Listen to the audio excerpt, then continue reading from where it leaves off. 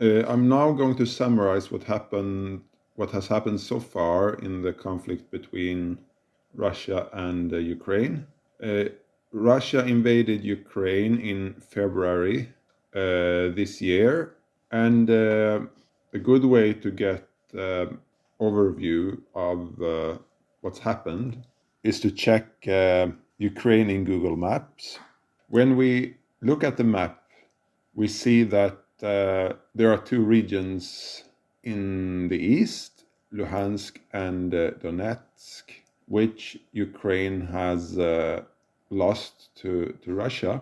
And when we can do some Googling on each. Rebels that Russia supported, they proclaim people's republics in Donetsk and Luhansk, and now they have been acknowledged by Russia in February. So it gave Russia a good reason to intervene and support these two regions.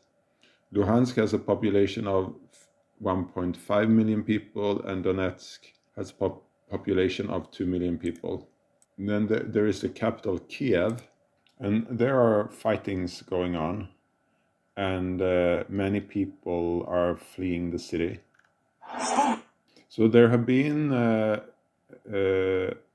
many conflicts between Russia and Ukraine in Kiev. And Putin, he wants it to be a military coup because that would be easier to deal with for him. With Google Maps, it's possible actually to walk around in Kiev, but of course it's not updated with the latest information. So you cannot see any Russian forces when you do that. But it's a normal, flourishing city and highly developed European city. And it's hard to believe that this is now under assault by the Russians. And when browsing among the videos online, among the home videos online from Kiev, there are some photos of, there are some video shots from shelters, air raid shelters. And so people, they seek rescue or they seek rescue in the subway station underground, and it's interesting. I mean, horrific to see. Yeah, it's terrifying to see how the situation has developed. But people talking on their cell phones and crammed together in these small spaces. I mean, it's congested in the shelter. Then there is a traffic chaos caused by people fleeing from the city. And there are some home videos about that as well. And you can see that the cars are driving on the wrong side, and there are a lot of cars outside. So why are people actually fleeing Kiev, and where are they fleeing? Obviously, it's because the Russians have now, Kiev is now under siege by the Russians. They have surrounded the city. The Russian soldiers have surrounded the city, causing long queues of cars. So basically, there is panic among the residents. So that's why they are fleeing. Some refugees have also arrived in Sweden, and thousands of refugees are expected. But today, on February 25th, there are reports that the first refugees from Ukraine have arrived in Sweden, and the migration agency have increased their.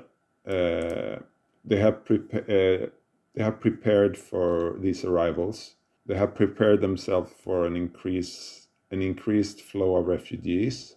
There aren't many Ukrainian people in Sweden today, only about 15,000, but a lot more are expected to come now as a result of the situation in Ukraine.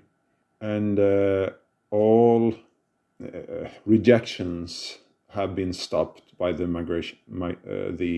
migration agency.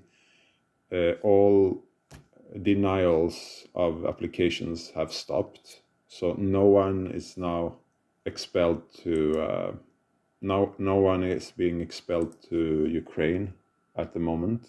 No one is sent back. If we go back a little bit to the Google map, obviously there haven't been that much fighting in Donetsk and Luhansk, but if we check Poltava, for example, there are some videos showing explosions there as well, but most focus is on Kiev. The reports from Chernobyl say that the staff at the nuclear power plant, which is now in a what's it called? Sarcophagus. So that's also a risk, a big risk, because you don't want fightings and battles around this sarcophagus are not safe, not secure. And so one would wish that they could cease fire in this region with the sarcophagus, because if it breaks, radioactivity will leak out and become harmful to people and the environment. So I really hope that it will stop, at least there.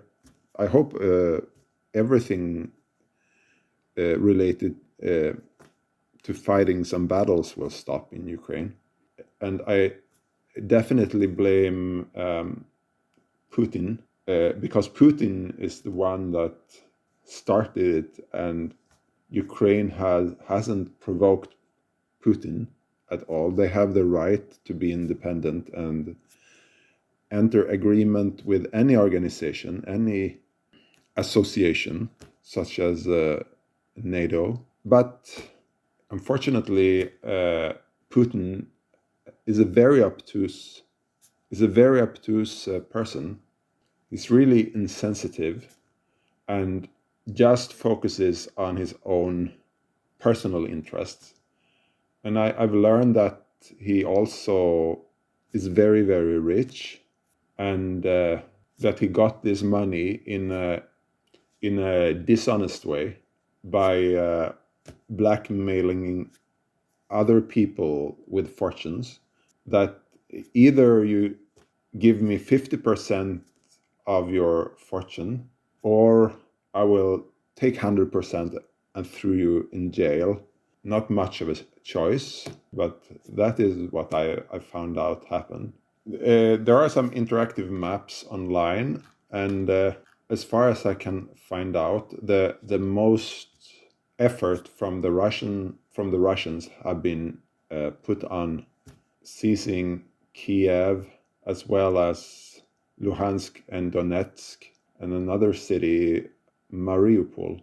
So most of the home videos are from Kiev, and so there are videos of buildings exploding, vehicles demolished, and Ukrainians people taking shelter.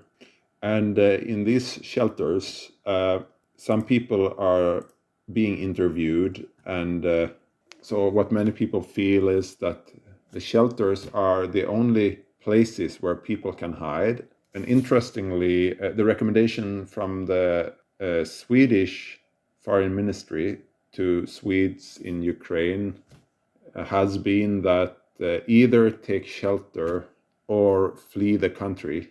So they have been given these two options. And actually, there is a Swedish village in Ukraine where they even speak Swedish.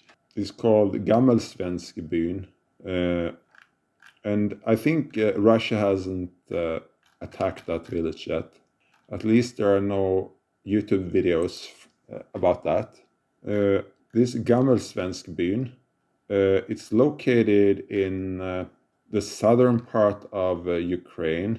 It's not one of the seized areas, and it's on the river Dnieper River, on the north bank of the river, and it's a quite small village, and I doubt that it is of any significant military interest to the Russians.